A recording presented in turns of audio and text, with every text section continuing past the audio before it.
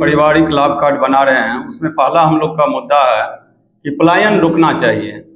प्रत्येक परिवार को 10 से 15 हज़ार रुपया का व्यवस्था इसी बिहार में होगा, तो हम लोग का बहुत बड़ा रणनीति है कि यहाँ पे रोजगार का व्यवस्था कैसे हो।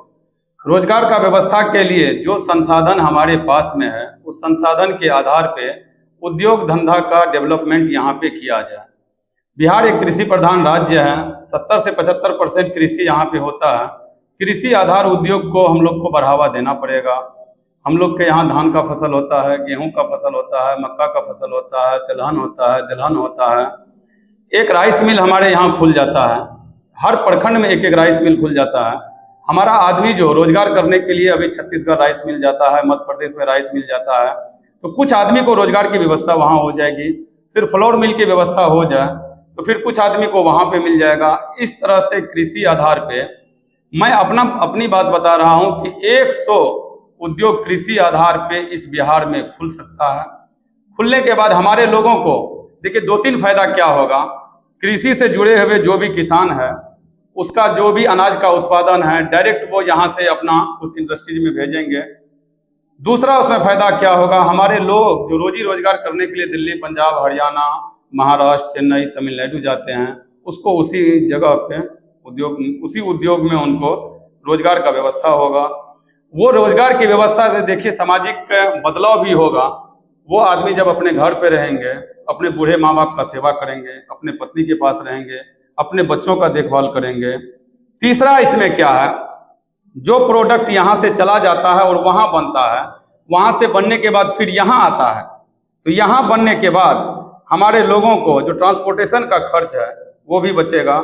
इस तरह से हम लोग एक जगह बैठ के उद्योग धंधा का विकास यहाँ पे कर सकते हैं और रोजी रोजगार का व्यवस्था यहाँ पे हम लोग कर सकते हैं। आप एक युवा है और आप मधेपुरा विधानसभा से चुनाव लड़ेंगे, युवा के प्रति आपकी क्या सोच रही है मधेपुरा विधानसभा?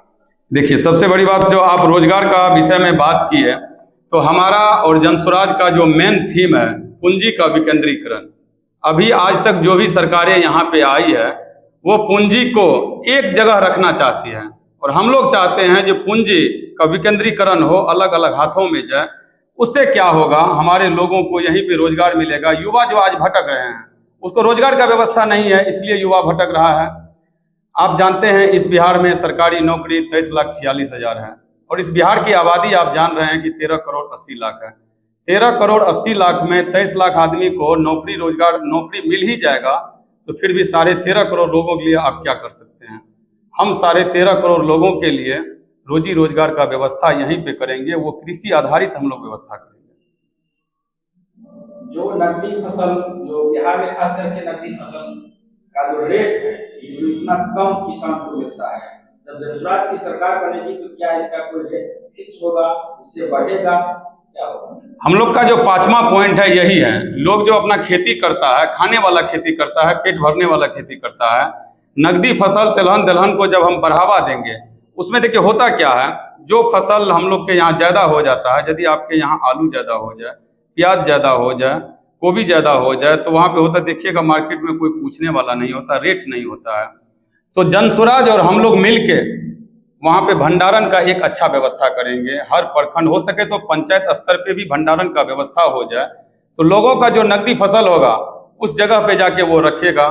एसी बस की व्यवस्था हो जाए, एसी ट्रेन की व्यवस्था हो जाए, एसी ट्रक की व्यवस्था हो जाए, उसके माध्यम से उस फसल को हम बाहर के राज्यों में, बाहर के जिलों में भेज सकते हैं, जिससे किसानों को राहत मिलेगा। बिहार में युवाओं का जो रोजगार की समस्या है, प्राय यहाँ पर 3 ढंग के रोजगार का है। एक तो हम लोग कृषि पर आधारित करते हैं, दूसरा है कि सरकारी रोजगार के लिए खास करके बिहार सरकार और पूर्व में जो भी सरकार रहे, कोई उसके पास रोड मैप कोई योजना नहीं है। जैसे कि बिहार में किसी भी यूनिवर्सिटी में वोकेशनल कोर्स के उस ढंग से पढ़ाई नहीं है कि आम जनता तक उसको जानकारी हो।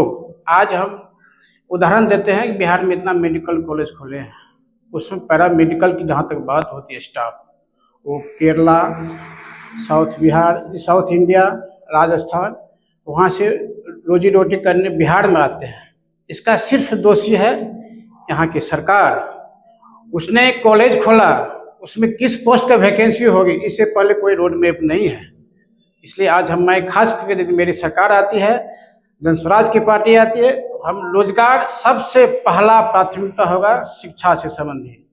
मैं प्रत्येक जिला में आदरणीय प्रशांत किशोर, आदरणीय हमारे जनस्वराज के सूत्रधार है, सबसे कैंप चला करके रोजगार जो मुख्य शिक्षा है, खास करके वोकेशनल कोर्स, उसके अलावा जो वर्तमान में पूरा देश में बिहार का युवा जो नौकरी करने जा रहे हैं उससे संबंधित मेन है वोकेशनल कोर्स, जैसे कि पैरामेडिकल से अलावा BCA MCA बड़े बड़े यूनिवर्सिटी बिहार में है, लेकिन उस ढंग का व्यवस्था नहीं है। जैसे प्रशांत किशोर या जनस्वराज सत्ता में आते हैं तो मेरा पहला प्राथमिकता होगा इस ढंग का रोजगार सृजन करने का।